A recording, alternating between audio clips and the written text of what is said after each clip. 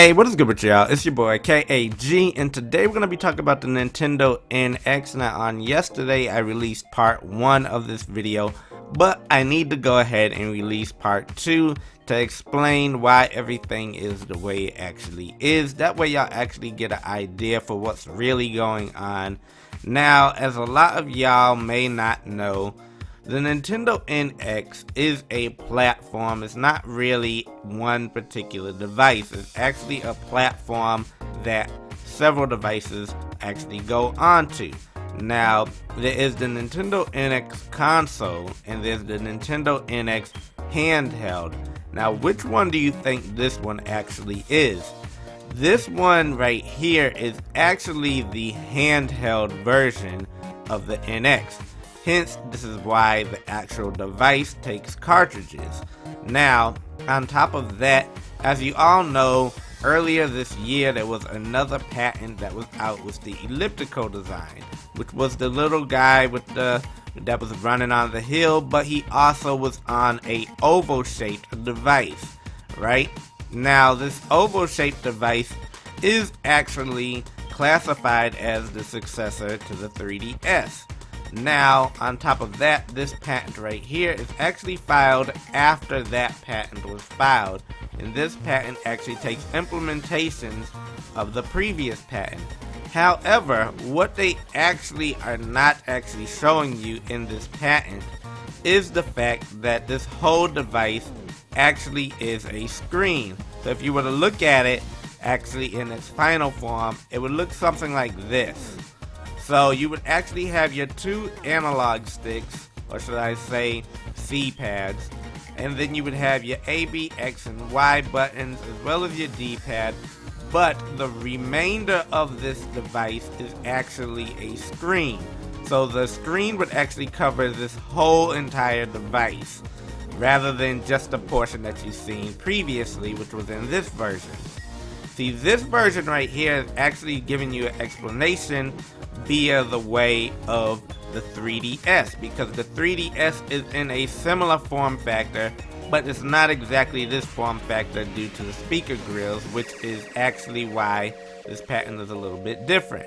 So it would actually end up looking like this. So you would have your A, B, X, Y buttons, you would have your two C pads at the top, your D pad at the bottom, but the remainder of the actual device is all screen.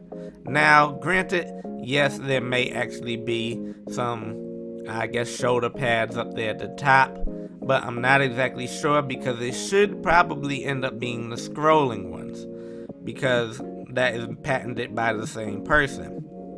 But let's continue with what this actual device is capable of. Now, I made a mistake yesterday when I was actually speaking, when I was saying throw a bomb to your left, and I said it explodes over there, but that's not exactly what I meant to say. What I meant to say is if you were to throw a bomb towards your left, it would actually go ahead and it would vibrate on the left hand side. If you were to throw a bomb on the right, it would vibrate on the right hand side. So you would get the sound effect as well as the actual vibration according to where the actual explosion took place, or you actually hit at. It would actually vibrate in that direction. On top of that, a little bit that you don't know about is the actual headphones. Now, the headphones actually are capable of doing the exact same thing. So if you were to plug in the headphones that would particularly come with this device, unless they decide not to go with them, the actual headphones vibrate according to just like the actual handheld does. So if you were to get hit from the left, it would actually vibrate the headphone set on the left. If you were to get hit on the right, it would actually vibrate the headset on the right hand side. On top of that, another piece I forgot to tell y'all, because this is the actual explanation video, is the fact that the screen actually can support stereoscopic 3D as well, and it also has a camera on it. But, you know, that's not all in the actual picture here. But I just wanted to give y'all a little explanation of what's going on. This is not the actual NX console handheld controller. This is the NX handheld device. So don't get the two mixed. more than likely they'll end up being released at the exact same time, so you'll see both devices at the exact same time, and they'll both play the same games. Don't get me wrong, they will both play the exact same games. They'll just have a little bit different experience, and the reason why they actually went with this actual build is because they wanted it similar to a smartphone device. That way, you know, it brings in that casual market, as well as it also has apps that can be downloaded to it as well. So you're not just gonna be playing games on this device. This is a multi-purpose device. So you could see yourself playing games on it.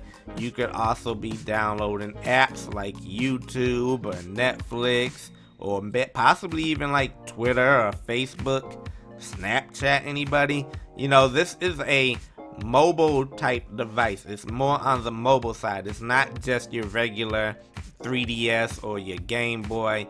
This device is like a tablet, but with actual game controls built into it. So, for example, if you were to go to the store and a child or a person or a teenager or adult, they said, hey, I want a tablet-like device that I can watch movies on, you know, and also do like my social networks on, but I also want to have a good gaming experience on it as well. So this device would actually offer you both of them. The screen would actually be kind of like a surround screen, because the screen is actually designed to bring in immersion. So everywhere you see that is not an actual physical button would actually be a part of the screen.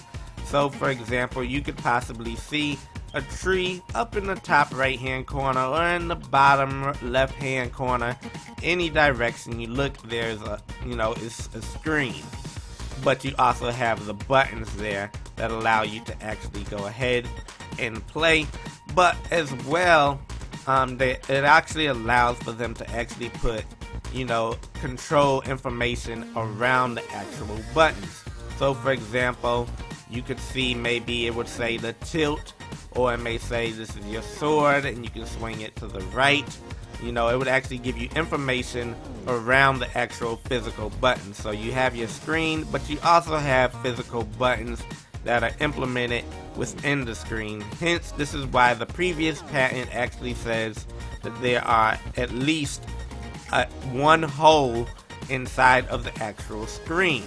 So if you transfer that over to this current patent, which is just a patent for the actual vibration functions of the device, you would end up with a device very similar to this. Now, they wouldn't go with the elliptical sign, you know, the little circle y'all been complaining about because it looks uncomfortable. They wouldn't go with that, because that is just pretty much, if you looked at the original Sharp display, it was rounded just like that. But this one is actually, you know, shaped more in the form that you would actually hold a traditional handheld device. But yeah, just letting y'all know, do not worry. This is a regular handheld device. You'll have both of your analog sticks there, both of your C pads, your A, B, X, and Y, your D pad, all of that good stuff. This is not the actual NX console. This is the NX handheld.